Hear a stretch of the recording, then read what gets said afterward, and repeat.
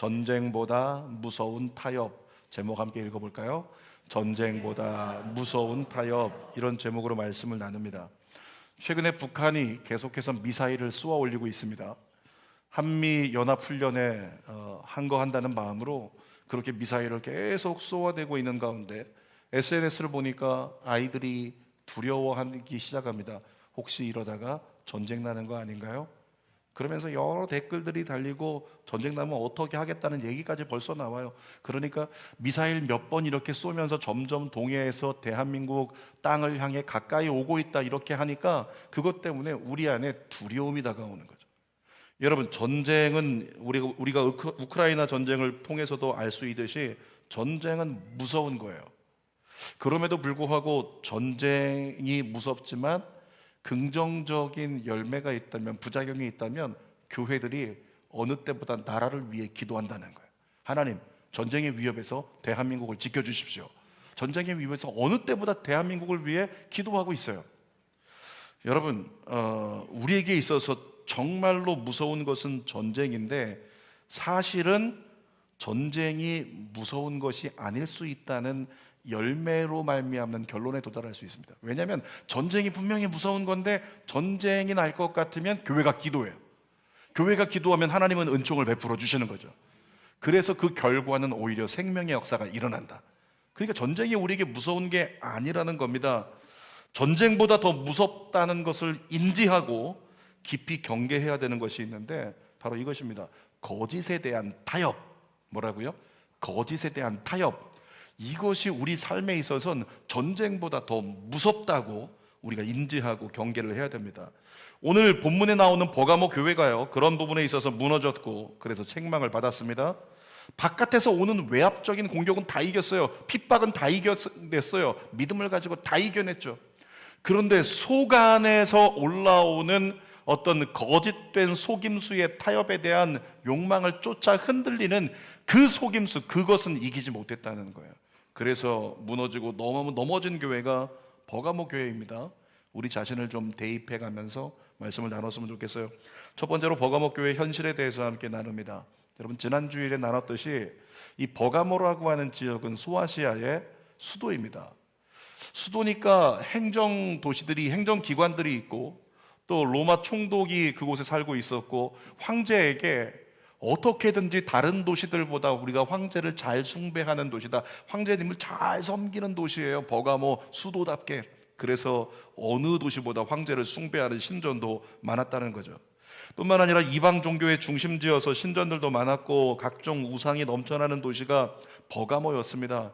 그런데 그런 도시에 세워진 교회가 버가모 교회라고 하는 거죠. 지난주에 어떤 말씀 나눴었는지 한번 읽어볼까요? 13절 말씀 시작. 내가 어디에 사는지를 내가 아노니 거기는 사탄의 권자가 있는 데라. 내가 내 이름을 굳게 잡아서 내 충성된 증인 안디바가 너희 가운데 그 사탄이 사는 곳에서 죽임을 당할 때에도 나를 믿는 믿음을 저버리지 아니하였도다. 여러분, 예수님은 사도 요한을 통해서 말씀하시기를 이 버가모라고 하는 지역은 사탄의 권자, 다시 말하면 사탄의 소굴이다, 이렇게 얘기를 했습니다. 그런 이유로 교회를 향한 핍박이 다른 어떤 소아시아 7교회들보다 버가모에 심했다는 거예요. 그 가운데 교회 감독이었던 안디바가 순교를 당했다. 지난주에도 나눴었어요.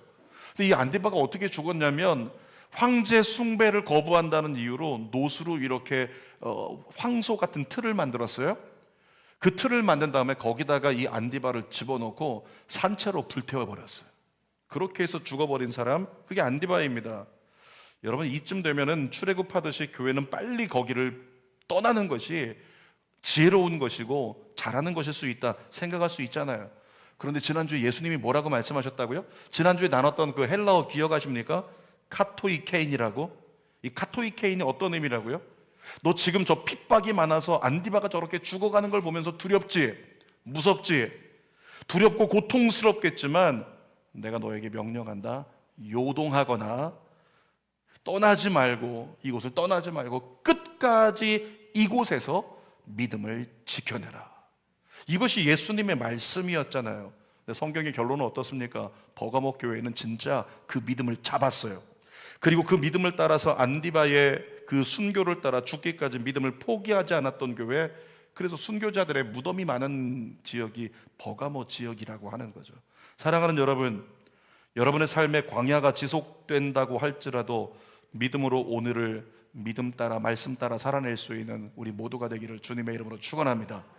오늘 내게 광야가 계속되고 있지만 주님께서 너 그 광야 아직 계속 거기 있어야 된다라고 말씀하심에도 우리가 믿음을 지켜낼 수 있는, 말씀을 따라 순종의 삶을 살아낼 수 있는 그런 그리스도인이 되기를 원합니다. 아까도 얘기했지만 여러분, 전쟁 같은 핍박은요, 큰 핍박이 다가오면, 큰 질병 있죠, 그런 거 다가오면 어떻게 되는 줄 아세요? 순식간에 마음 흔들릴 수 있어요. 암이라는 게 다가오면 순식간에 마음 흔들릴 수 있어요. 그런데 어떻게 되는 줄 아십니까? 그리스도인들은 오히려 다른 때보다 주님을 더 잡아요.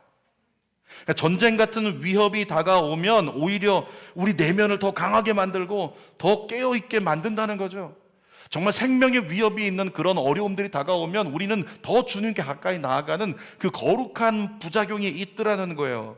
그러니까 결과적으로 전쟁같이 생명을 위협하는 건 사실은 우리에게 무서워할 조건이 되는 것은 아니다라고 이야기를 하고 있는 겁니다. 진짜 무서운 건 뭐냐면, 삶의 여유가 생길 때 인간의 내면에서 피어오르는 거짓된 타협의 욕구.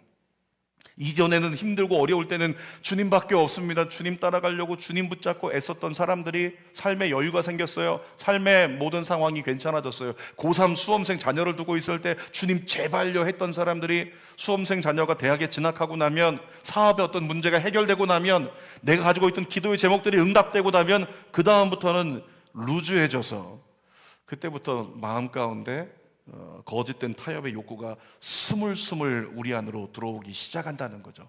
자, 두 번째로 버가모 교회의 실수를 한번 살펴보겠습니다. 앞에서도 나눴듯이 죽기까지 믿음을 지켜낸 교회가 버가모 교회예요. 여러분, 죽음의 위협은 결코 버가모 교회의 믿음을 흔들지 못했습니다. 근데 이 버가모 교회가 별것 아닌 것에 묶여서 그만 타협하고 병들어 쓰러지고 맙니다. 오늘 그것에 대해서 나눌 텐데요, 예수님이 그 문제가 무엇인지 예리하게 잡아내세요. 자, 12절 말씀 읽어보겠습니다. 버가모 교회의 사자에게 편지하라. 좌우에 날선검을 가지신 이가 이르시되, 좌우에 날이 어떻게 됐대요? 날이 섰대요. 그런 거 많이 보셨죠? 칼 얼마나 잘 던지 시험할 때 칼 놓고 그냥 사과를 떨어뜨리면 사과가 그 위에서 반으로 쪼개져 버려요. 그런 걸 얘기하는 거예요. 쓱 긋기만 해도 그냥 목이 날아가 버릴 정도로. 그렇게 날선 검이라고 하는 거죠. 누구의 손에 있는 검이라고요? 예수님이 그런 좌우의 날선 검을 가지셨대요. 여러분, 이 말씀들을 보면 당시의 배경과 이렇게 연관되어 있는데, 이 당시에 로마 군인들은요, 검을 가지고 있었는데 특별히 로마 군인들이 사용하는 검은 양날검이에요. 양쪽에 날이 있고 얼마나 예리하게 잘랐던지 사람들을 그냥 그렇게, 여러분 보신 적 있지 않나요? 스파르타쿠스라고 하는 그런 것들을 통해서 그냥 목을 베면 목이 쓱쓱 뼈까지 다 잘라져 버리는, 그렇게 날카로운 검을 가지고 있었다는 거죠. 그러니까 당시에 로마 군인들과 싸움을 하는 사람들은 오른쪽으로 피해도 왼쪽으로 피해도 소용이 없었어요. 양쪽에 날이 있으니까 이쪽으로도 베어지고 이쪽으로도 베어지고 다 베어지는 거예요. 그러니까 죄수들이나 다른 사람들이 쓰는 칼들은 한쪽밖에 날이 없기 때문에 싸움에서 자꾸 지게 된다는 거죠. 그래서 로마 군인들이 가지고 있던 칼은 공포의 대상이었어요. 근데 여러분, 로마 군인의 칼은 뭘 쪼갭니까? 사람을 쪼개고 사람의 몸을 이렇게 찌를 수 있지만, 예수님의 말씀이라고 하는, 예수님이 손에 가지셨다는 이 좌우의 날선검, 이건 뭘 쪼갤까요? 뭘 찌를까요? 우리의 마음, 우리 생각을 찌르고 쪼개시는 거예요. 그러니까 예수님께서 좌우의 날선검을 가지고 버가모 교회 앞에 선 거예요. 그건 뭐라고요? 너의 속에 내가 베어낼 거, 예리하게 찾아낼 거, 그거 내가 드러내겠다라고 칼을 들고 다가오신 겁니다. 히브리서 4장 12절 말씀을 현대인의 성경으로 한번 읽어볼게요. 시작. 하나님의 말씀은 살아있고 활동력이 있어 양쪽에 날이 선 그 어떤 칼보다 더 날카롭습니다. 그래서 혼과 영과 관절과 골수를 쪼개고 사람의 마음속에 품은 생각과 뜻을 알아냅니다. 여러분, 하나님의 말씀은 검인데 그 검이 어떻다고요? 좌우의 날선 검과 같아서 우리의 생각을 그대로 찾아내신다. 그러니까 버가모 교회가 정말 순교하는 교회예요. 겉으로 보기에 그 교회는 끝까지 목숨 바칠 정도로 믿음을 지킨 교회다. 거기에는 누구도 항변하거나 누구도 핀잔할 수 없는 그런 교회였어요. 근데 예수님만 하실 수 있는 것은, 그런 교회에도 문제가 있다면 그 문제를 간과해서는 안 된다고 예수님이 칼 들고 버가모 교회를 향해 서 계신 거죠.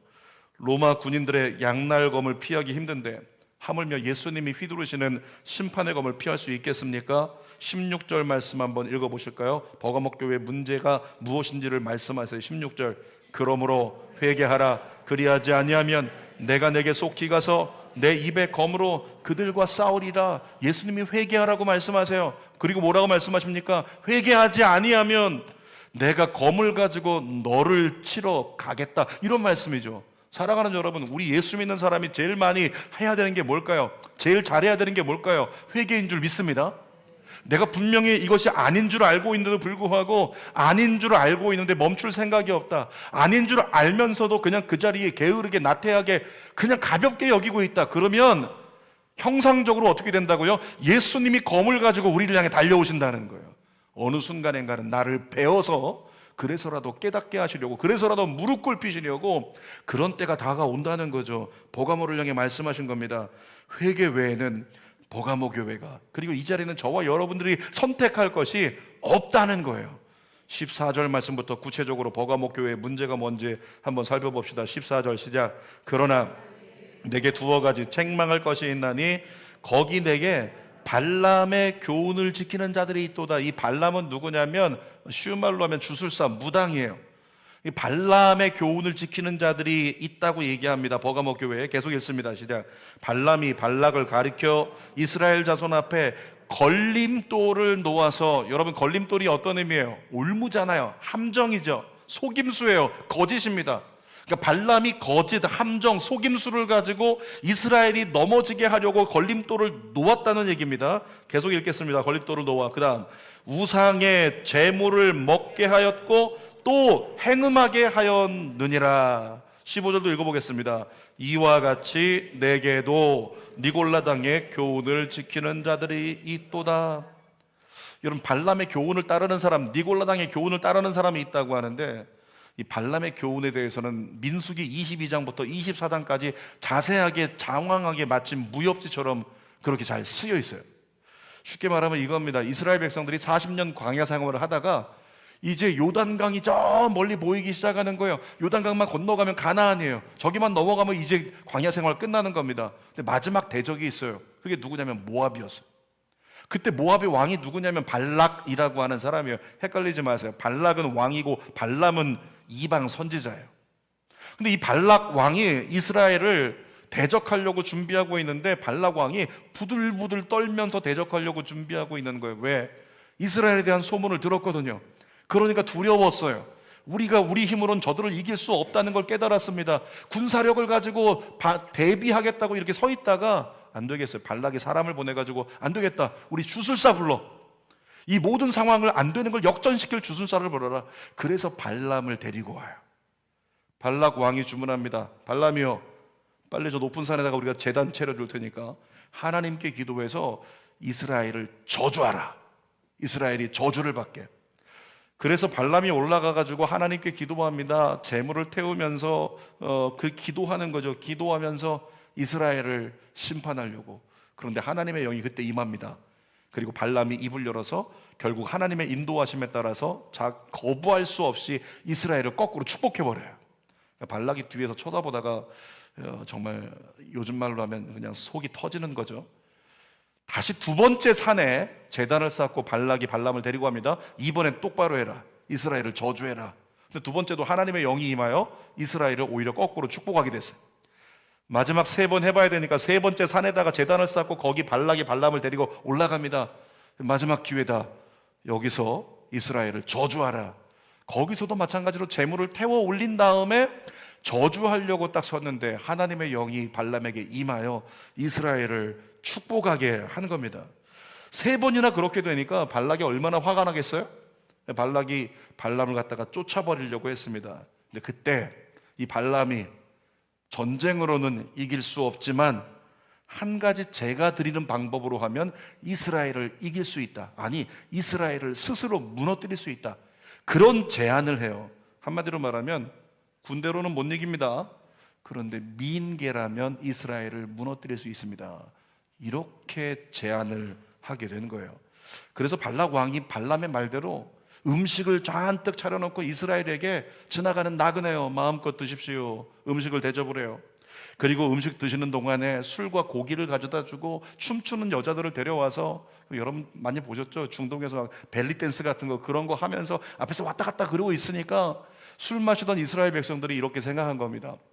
야, 그동안 목숨 걸고 광야를 순종하여 지나왔더니 드디어 하나님 우리에게 안식을 주시는구나, 드디어 하나님 이렇게 위로를 주시는구나, 그런 생각하면서 거기 있는 여인들과 행음하기 시작합니다. 그리고 그 여인들에게 빠져서 그들과 함께 우상에게 절하기 시작해요. 그때 하나님의 진노가 이스라엘에게 임하는 거예요.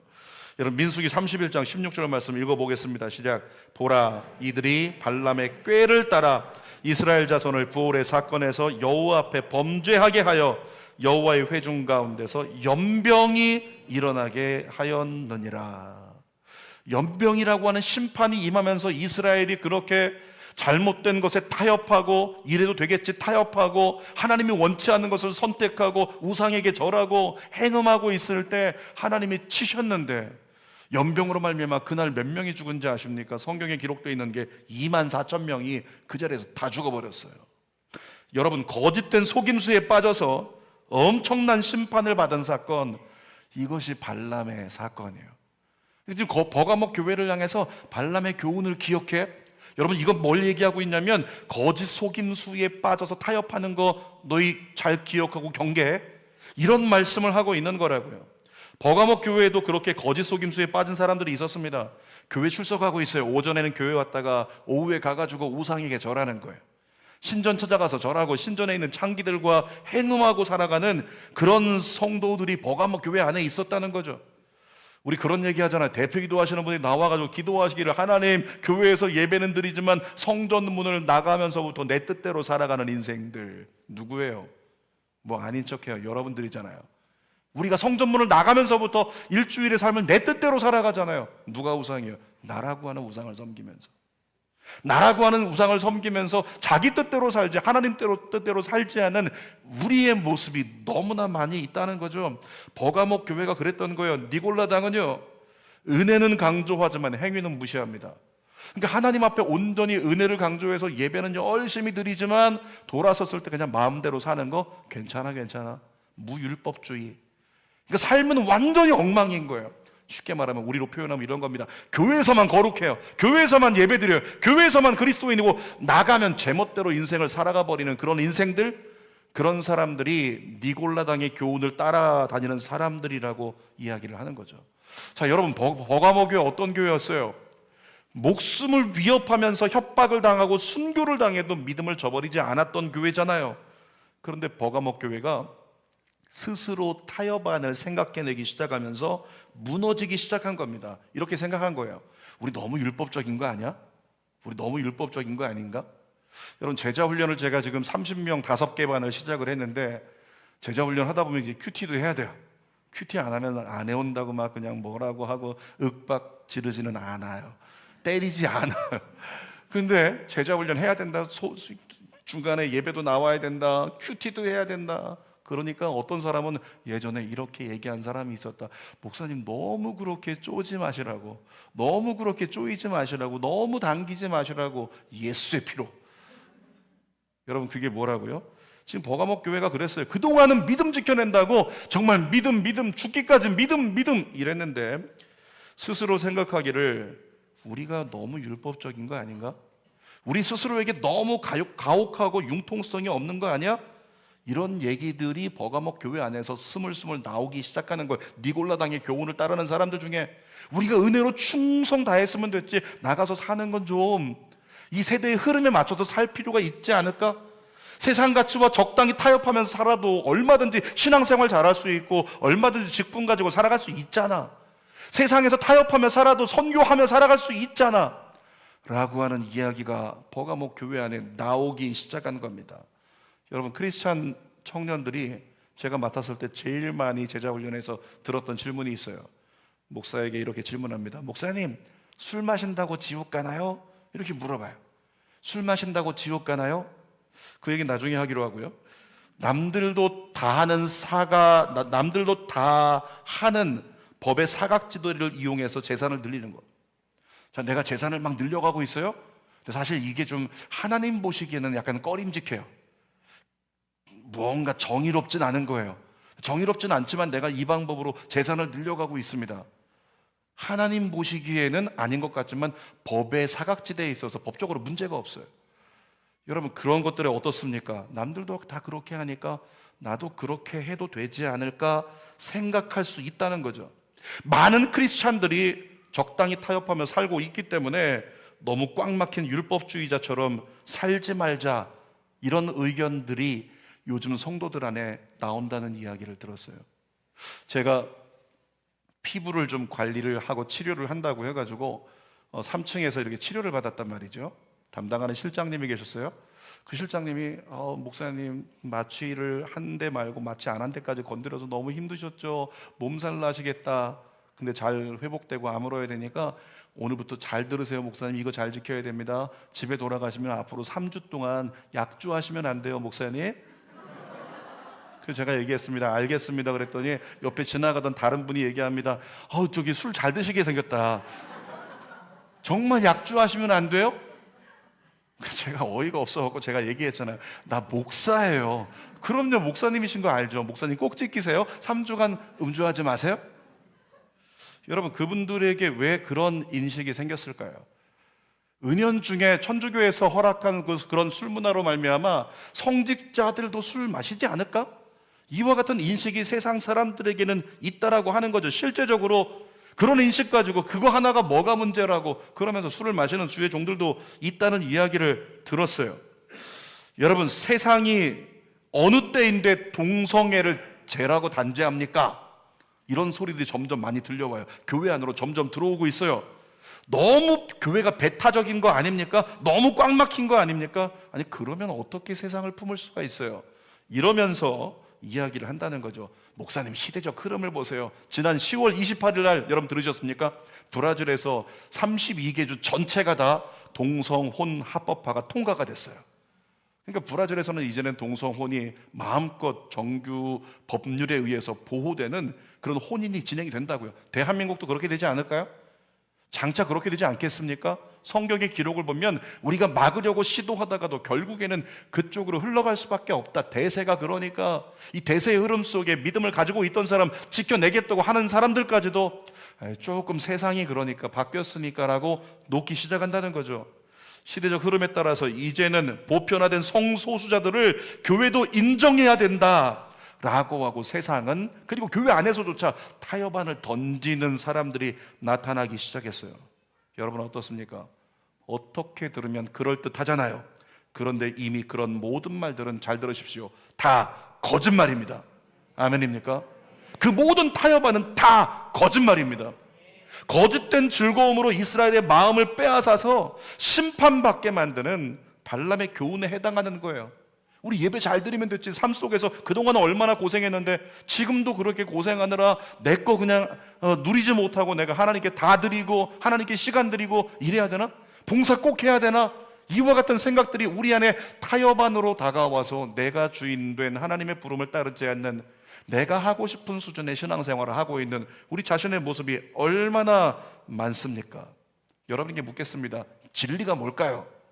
여러분, 정말 진리가 뭐예요? 예수 믿는 사람은 진리를 믿는 사람이잖아요. 근데 헬라어에 보니까 진리라는 단어를 알레테이아라고 하는 단어를 썼는데, 이 단어의 의미가 이렇습니다. 가려지지 않음, 분명한, 명백한, 공개된. 여러분, 헬라어의 진리라는 단어가 가지고 있는 의미는 중간이 없어요. 타협이 없어요. 진리는 진리일 뿐입니다. 진리에는 회색지대가 없습니다. 진리는 뭐 아니면 도예요. 예수 아니면 사탄이라고. 아멘입니까? 동의하십니까? 진리는 회색지대가 없는 거예요. 타협이 없는 겁니다. 아니, 목사님들은 그렇게 얘기하지만 내 의견은 이래. 그리고 사람들은 내가 주변에 있는 사람들 보니까 교회 다니는 사람들 이래. 세상이 많이 변했어. 뭐라고요? 거짓된 타협안이라고요. 이걸 조심할 수 있기를 주님의 이름으로 부탁드립니다. 여러분 잘 들으십시오. 예수 믿는 사람은 내가 믿는 분이 누구일까? 이걸 붙잡아야 돼요. 내가 믿는 예수님은 뭐라고 하실까? 그것만 기준 삼아야 된다는 거죠. 제가 청년 담당할 때 이제 회식이 있었는데 청년들이 회식 때문에 고민하는 겁니다. 목사님, 저 내일 회식 있어가지고 어떻게 해야 될지 모르겠습니다. 제자훈련이 있는데 회식 때문에 고민이 돼요. 그러면서 이렇게 물어보는 거예요. 술 가서 한 잔만 마시고 제가 와도 괜찮겠죠? 뭘 물어봐. 그냥 가서 하죠. 그냥 가서 자기가 해도 될 텐데 꼭 물어보는 이유가 뭔지 아세요? 면죄부 받고 싶은 거예요. 목사로부터 타협안을 끌어내서 면죄부 받고 싶은 거죠. 절대 좋은 소리 못 듣습니다. 제가 그 친구한테 뭐라고 얘기를 했었냐면, 이렇게 한번 해보면 된다. 가서 참이슬 한 잔 받든지 폭탄주를 받든지 한 잔 딱 받아들고, 주여, 이 술을 주신 하나님 감사합니다. 이 술이 나에게 유익하게 하시고 나로 하여금 하나님의 뜻을 따라갈 수 있는 의의 열매가 되게 하여 주옵소서. 축복하고 감사 기도하고 마실 수 있으면 마셔라. 제가 토를 하나 달죠. 그런데 그것을 가지고 기도하려고 하는데, 얼마든지 술잔 들고 장난스럽게 기도하는 사람들 봤거든요. 그런데 술잔 들고 기도하려고 할 때 마음에 거리낌이 있으면 그것은 하나님이 원하시는 것이 아닌 줄 알아라. 그렇게 이야기를 했어요. 여러분, 펀드라고 하는 거, 주식이라고 하는 거, 세상의 복권이라고 하는 거, 세상에 어떤 수많은 문화들 다 있어요. 이건 해도 되나요? 저건 해도 되나요? 뭐 해도 되나요? 어떤 사람들은 목사님 와인바는 괜찮겠죠? 예수의 피로. 그거 왜 물어봐요 자꾸? 와인은 뭐 술이 아닌가요? 자, 저에게 물어보지 마시고 그냥 하나님 앞에 기도하면서 내 마음이 거리낌이 있나 없나, 주님은 우리의 선한 양심으로 우리 안에서 여러분의 기준을 잡아주실 줄 믿습니다. 사랑하는 여러분, 타협의 타짜도 꺼내지 마십시오. 그것은 거짓입니다. 하나님의 말씀만이 진리입니다. 자, 세 번째로, 오늘 본문에서 예수님께서 버가모 교회를 향해서 너희가 그렇게 타협하지 않고 회개해서 다시 진리를 수호하는 길을 걸어간다면 내가 너희에게 상급을 주신다고 말씀하세요. 17절 읽어보겠습니다. 시작. 귀 있는 자는 성령이 교회들에게 하시는 말씀을 들을지어다. 이기는 그에게는, 누가 이기는 자일까요? 진리를 수호하고 거짓된 타협의 속임수에 치우치지 않는 자들, 그들이 이기는 자라고요. 자, 그들에게 뭐라고요? 내가 감추었던 만나를 주고 또 흰 돌을 줄 터인데 그 돌 위에 새 이름을 기록한 것이 있나니 받는 자밖에는 그 이름을 알 사람이 없느니라. 끝까지 진리를 수호하고 거짓된 속임수에 타협하지 않고 끝까지 진리를 지켜냈던, 끝까지 주만 바라보고 걸어갔던 사람에게는 두 가지 상급을 주신다고 했어요. 두 가지 축복의 약속. 하나는 감추었던 만나를 주신대요. 여러분, 만나가 어떤 의미일까요? 이스라엘 백성들이 광야라고 하는 죽음의 땅을 지나갈 때 이거 없으면 죽었어요. 그게 뭐예요? 만나요, 만나. 너무 40년 동안 이것만 먹느라 정말 징글징글했고 그렇게 지루했지만 만나 없으면 죽었다고. 만나는 곧 뭐냐면 그들을 살리는 하나님의 은혜의 산물이라는 거죠. 생명의 양식이라는 거예요. 근데 하나님이 뭐라고요? 자, 이기는 자 감추었던 만나 줄게. 이게 영적으로 어떤 의미냐면 끝까지 진리를 수호하고 타협하지 않는 자는 광야 같은 인생길을 이겨낼 수 있도록, 너희 마음이 이겨낼 수 있도록 지속적으로 너희 마음에 만나를 공급해 줄게. 2부 예배를 드리다 보면 몇몇 분들이 얼굴이 이렇게 약간 피곤해 보이고 힘들어 보여요. 그 중에서 나중에 어떤 한 분은 물어봤어요. 제가 예배 끝나고 오늘 많이 힘들어 보이네요. 목사님 배가 너무 고파서요. 이런 분이 실제로 계시더라고요. 배가 너무 고파서 얼굴이 하였던 거예요. 다른 게 아니었어요. 그 한 가지 이유. 여러분, 우리는 먹지 않으면 인간의 육신은 힘들어요. 지치고 상해요. 영적으로도 마찬가지예요. 하나님이 영으로 공급해 주시는 그 만나가 없다면 우리는 감사가 안 나와요. 은혜가 없어요. 우리 하나님의 놀라운 교통함을 누리지 못하는 거예요. 근데 하나님이 부어주시는 영적인 감추어진 만나를 먹을 때 여러분이 영으로 살 줄 믿습니다. 깨어날 줄 믿습니다. 은혜가 임할 줄 믿습니다. 내가 성숙하고 성장하고 거룩함을 입는 역사가 일어날 줄 믿어요. 또 한 가지를 축복을 주시겠다고 하는데 이름이 기록된 흰돌을 주신다고 써 있어요. 이게 무슨 얘기일까? 흰돌.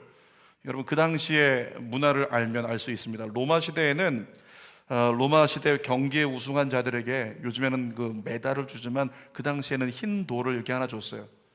흰 돌에다가 뒤에 이름을 딱 써가지고 그 사람의 이름, 예를 들어 장범순 우승 그러면 장범순 마라톤 우승 그러면 거기다가 장범순 이름 딱 써가지고 이렇게 줬다는 거예요. 돌 준 게 무슨 의미일까? 돌의 의미가 있는 게 아니에요.